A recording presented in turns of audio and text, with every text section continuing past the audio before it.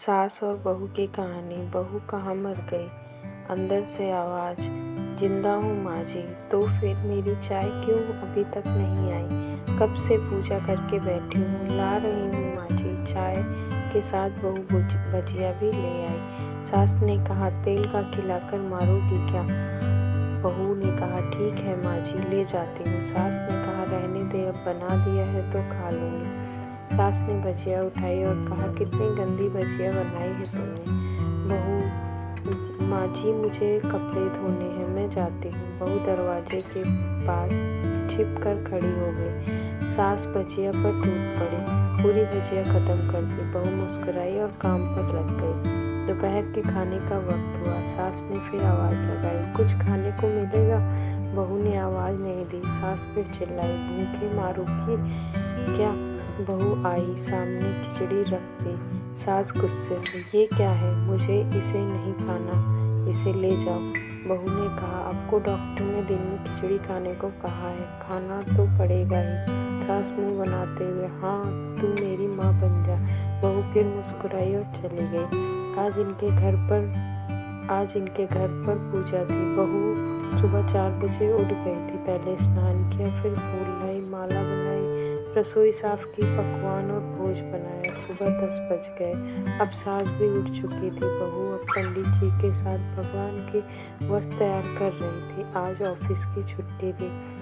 उनके पति भी घर पर थे। पूजा शुरू हुई। सास चिल्लाती हुई, ये नहीं है, वो नहीं। बहू दौड़ी दौड़ी आती और सब करती। अब दोपहर के 3 बज गए थे। आरती की तैयारी चल रही थी। पंडित जी ने सबको आरती के लिए बुलाया और सबके हाथों में थाली दी। जैसे ही बहू ने थाली पकड़ी, थाली हाथों से गिर पड़ी। शायद भोज बनाते हुए बहू के हाथों में तेल लगा था, जिसे वो पोंछना भूल गई थी। सारे लोग तरह तरह की बातें करने लगे। कैसी बहू है, कुछ नहीं आता, एक भी काम ठीक से नहीं कर सकती, न जाने कैसी बहू उठा लाए, एक आरती की थाली भी नहीं संभाल सकी। उसको पति भी गुस्सा हो गया, पर सास चुप रही, कुछ नहीं कहा, बस यही बोल के छोड़ दिया कि सीख रही है, सब सीख जाएगी धीरे धीरे। अब सबको खाना परोसा जाने लगा। बहू दौड़ दौड़ के खाना देती, फिर पानी लाती। करीब 70-80 लोग हो गए थे।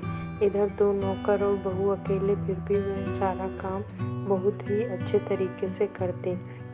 अब उसकी सास और कुछ आस पड़ोस के लोग खाने पर बैठे।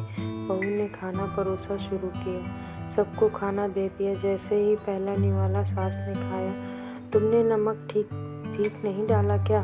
एक काम ठीक से नहीं करती, पता नहीं मेरे मरने के बाद घर कैसे संभालोगी। आसपास के लोगों को जानते ही है ना साहब, वो बस बहाना ढूंढते हैं नुक्स निकालने का। फिर वो सब शुरू हो गया, ऐसा खाना, ऐसी बहू, ये वो वगैरह वगैरह। दिन का खाना हो चुका था। अब बहू बर्तन साफ करने नौकरों के साथ लग गई। रात का जगराता का कार्यक्रम रखा गया था। बहू ने भी 1-2 गीत गाने के लिए स्टेज पर चढ़ी। सास जोर से चिल्लाई, मेरी नाक मत कटा देना, गाना नहीं आता तो मत गा, वापस आ जा। बहू मुस्कुराई और गाने लगी। सबने उसके गाने की तारीफ की, पर सास मुंह फुलाते हुए बोली, इससे अच्छा तो मैं गाती थी अब जवानी में, तुझे तो कुछ भी नहीं आता। बहू मुस्कुराई और चली गई। अब रात का खाना खिलाया जा रहा था। उसके पति के ऑफिस के दोस्त साइड में ही ड्रिंक करने लगे। उसका पति चिल्लाता, थोड़ा बर्फ ले आओ, तो सास चिल्लाती, यहाँ दाल नहीं है। फिर चिल्लाता, कोल्ड ड्रिंक नहीं है, पापड़ ले आओ। इधर उधर आखिर में उसके पति की शराब गिर पड़ी उसके एक दोस्त पर और बोतल टूट गई। पति गुस्से में 2 झापड़ अपनी पत्नी को लगाते हुए कहता है, जाहिल कहीं की, देखकर नहीं काम कर सकती, तुझे इतना काम भी नहीं आता। सारे लोग देखने लगे। उसकी पत्नी रोते हुए कमरे की तरफ दौड़ी। फिर उसके दोस्तों ने कहा, क्या यार, पूरा मूड खराब कर दिया, यहाँ नहीं बुलाया होता, हम कहीं और पार्टी कर लेते। कैसी अनपढ़ गंवार बीवी ला रखी है तूने, उसे तो मेहमानों की इज्जत करना तक नहीं आता, तुमने तो हमारी बेइज्जती कर दी। अब आस पड़ोस की औरतों को बहाना मिल गया। वो कहने लगी, देखो क्या कर दिया तुम्हारी बहू ने, कोई काम की नहीं है। मैं तो कहती हूँ अपने बेटे की दूसरी शादी करा दो, छुटकारा पाओ इस गंवार से। सास उठी और अपने बेटे के पास जाकर उसे थप्पड़ मारा और कहा, अरे नालायक, तुमने मेरी बहू को मारा, तेरी हिम्मत कैसे हुई, तेरी टांग तोड़ दूंगी। उसके बेटे के दोस्त कुछ कहने ही वाले थे कि उसकी माँ ने घूरते हुए कहा, चुप, बिल्कुल चुप, यहाँ दारू पीने आए हो जबकि पता है आज पूजा है और तुम्हें पार्टी करनी है। कैसे संस्कार दिए हैं तुम्हारे माता पिता ने। और किसने मेरी बहू को जाहिल बोला। ज़रा इधर आओ, चप्पल से मारूंगी अगर मेरी बहू को किसी ने एक शब्द भी कहा तो। अरे पापी, तूने इस लड़की को बस इसलिए मारा कि तेरी शराब टूट गई। पापी, वो बच्ची सुबह 4 बजे से उठी है, घर का सारा काम कर रही है, ना सुबह से नाश्ता किया ना दिन का खाना खाया, फिर भी हंसते हुए सबकी बातें सुनते हुए ताने सुनते हुए घर के काम करने में लगी रही। तेरे यार दोस्तों को वो अच्छी नहीं लगी। तू जूते से मारूंगी तेरे दोस्तों को जो कभी उन्होंने ऐसा कहा। उसके यार दोस्त चुपचाप खिसक लिए। अब सास बहू कमरे में गई और बहू का हाथ पकड़कर बाहर लाई। सबके सामने कहने लगी, जिसने कहा था अपनी बहू को घर से निकाल के दूसरी बहू ले आना, जरा सामने आओ। कोई सामने नहीं आया। फिर सास ने कहा, तुम जानते हो कि इस लड़की के बारे में, ये मेरी माँ भी है, मेरी बेटी भी है। माँ इसलिए मुझे गलत काम करने पर डांटती है और बेटी इसलिए कभी कभी मेरी दिल की भावनाएं समझ जाती है। मेरी दिन रात सेवा करती है, मेरे 1000 ताने सुनती है, पर एक शब्द भी गलत नहीं कहती, ना सामने ना पीठ पीछे। और तुम कहते हो दूसरी बहू ले आओ।